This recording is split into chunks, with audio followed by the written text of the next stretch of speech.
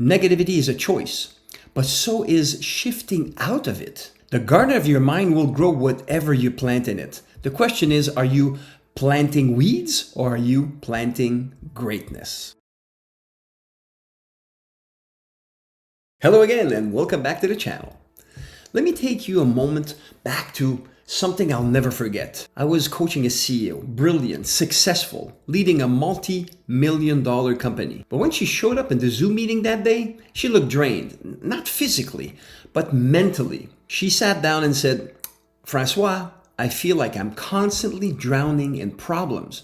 No matter what I do, there's always another crisis, another fire to put out. I don't know how to get out of this negative cycle."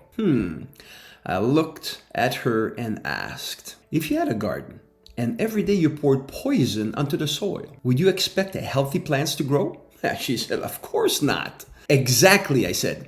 "And yet every day you're pouring negativity into your own mind, doubt, worry, or frustration. You're feeding the weeds instead of planting good seeds." She wasn't alone in this.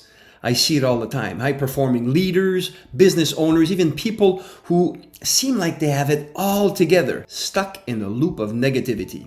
And the worst part?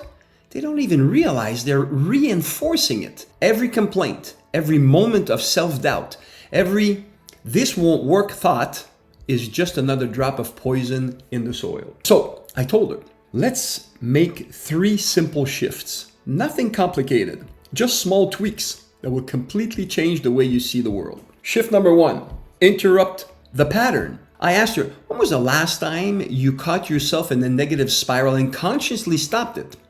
She hesitated and says, "Well, not often."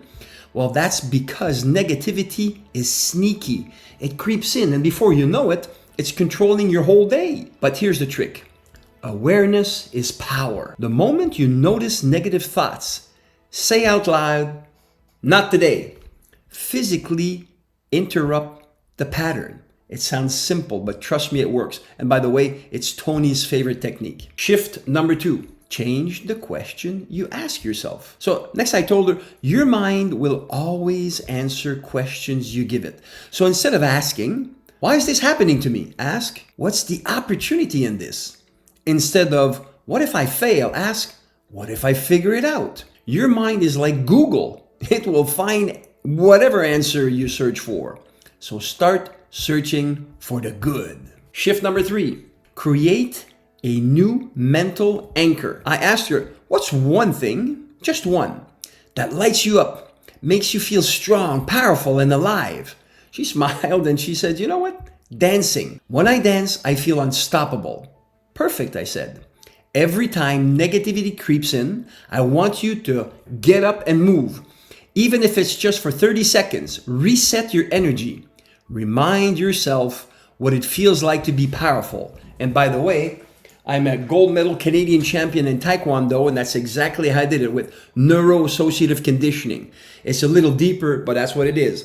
Pattern interrupt and anchoring the behavior that we want. So fast forward a few weeks after, that same CEO walked into our Zoom meeting, completely different.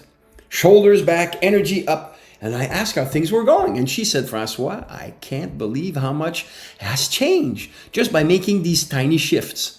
I'm still dealing with challenges, but I'm not drowning anymore. I feel in control again." Negativity is a choice, but so is shifting out of it. And it's not about ignoring the problems or pretending everything is perfect. Don't do that. It's about deciding what you focus on, how you respond, and what energy you bring into your day. The garden of your mind will grow whatever you plant in it. The question is, are you planting weeds or are you planting greatness? Food for thought. Great 3 steps and 3 shifts.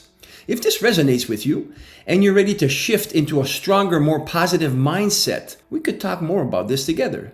You know where to find me. I promise progress. Talk soon.